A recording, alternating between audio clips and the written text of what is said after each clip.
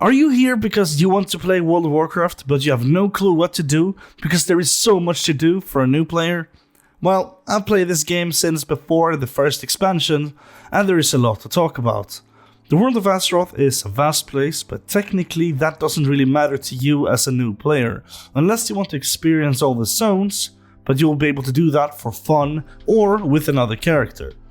Currently, everything to level 50 is scaled, which basically means that wherever you go, it will most likely be doable content up until 50 as of right now. This will however change as soon as Dragonflight drops, and then all of the pre-expansion content will be scaled to reach level 60. Some areas needs a minimum level to access, and I would assume that is just so you can't skip everything to keep somewhat of a progress. Why they did this is more so that we can experience whatever part of the game we want, but not be forced to go through everything. Back in the day, you had to chronologically go through everything, even if the older content is now outdated. And today, leveling is way faster than it's ever been, because Blizzard realized that no one wants to spend weeks going through dead content. With a fresh account, you'll first of all go through the new starting zone, which will take you to about level 10. Then you'll be thrown into Battle for Azeroth, which is the expansion that came before Shadowlands. That is where most new people will be playing, and that is why it will feel more alive than any other expansion. When you've leveled through it with your character, then on other characters you'll be able to either go to it again, or something called Chromie Time. It's essentially Chromie, a female gnome who have set up time travel to old WoW content, where again everything is scaled to 10 levels before max, so you can experience something old, but for you I guess it would be new. You'll be questing and looking for dungeons with the search tool that is provided. Personally, I prefer leveling with dungeons, but sometimes questing can be faster. If you enjoy stories, then I would say try to quest. That is probably your best bet, and attempt dungeons later when you understand your class better. The class to pick varies from person to person. Some people want to min-max and switch character based on whatever is meta for their current content, but I really suggest picking a class that you enjoy playing, or that looks cool, and just learn how to play that. You will have the time to try different classes, so don't worry. The biggest thing right now is to have fun.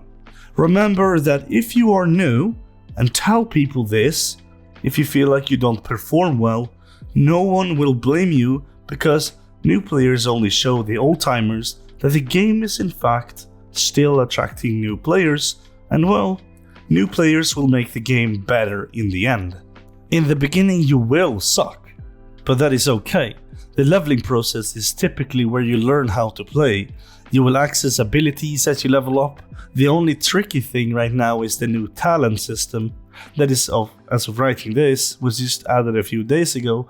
There are websites that show you the best min-max setup, but I would suggest trying out the talent trees and see what works for you and attempt to learn it properly. Tanking and healing are the fastest ways to access dungeons, but that also comes with a huge responsibility, because if you don't know how to do those roles, then everyone will suffer in your party. Not to scare you away from picking those roles, because they are fun and important, but they take a certain amount of understanding to get it right. Sometimes even requires add-ons to be a better version of yourself, but they are totally functional without add-ons as well.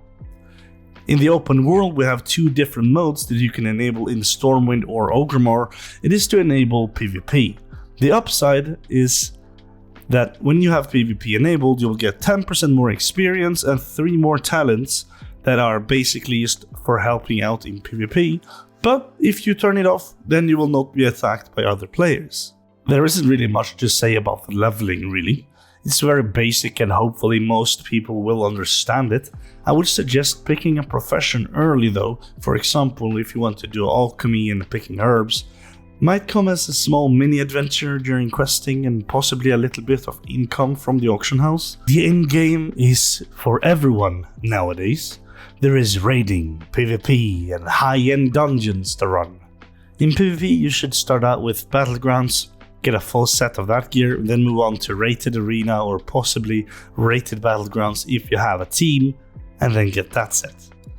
Dungeons and raiding are intertwined somewhat.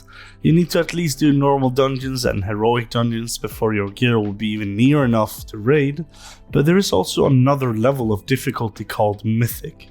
It's technically the hardest mode in dungeons, but there is a catch.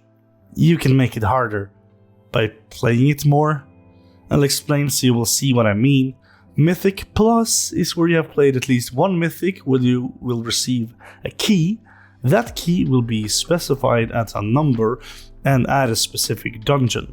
For example, your first key might be rated +2, which doesn't really make it much harder, really, but the dungeon it will be is randomized out of a specific pool that might change every season. The plus number will determine difficulty, but the higher you go in Mythic Plus, there will also be additional affixes that changes how the dungeons will be. Technically, new mechanics that is going on all the time. Some might empower the mobs, some might make mobs explode on death, leaving the ground tainted so that you need to avoid it. One affix even makes you lose health unless fully healed. The higher you go, the less time you have to successfully complete the dungeon. If the time runs out, the dungeon won't kick you out, but the key that was used will be downgraded and gone, well, not forever, but it will just be re-obtainable from somewhere else. You will only need one key for one run, so only one person needs to have the specified key, so you aren't locked to whatever dungeon your own key is. You might not even use your own key at all, and just join in on other people's keys. So these are the main endgame points. It all depends on what time you have to spend and if you want to do it all or only spend your well-earned time doing only one of these things.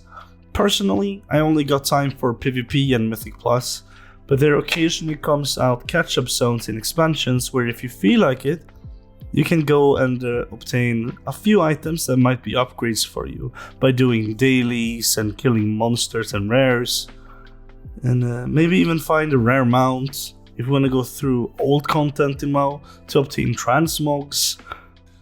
So what are you waiting for? You can try WoW for free up to level 20, which right now is a few hours of fun if you decide to start playing for real, which I suggest because it's a fun game.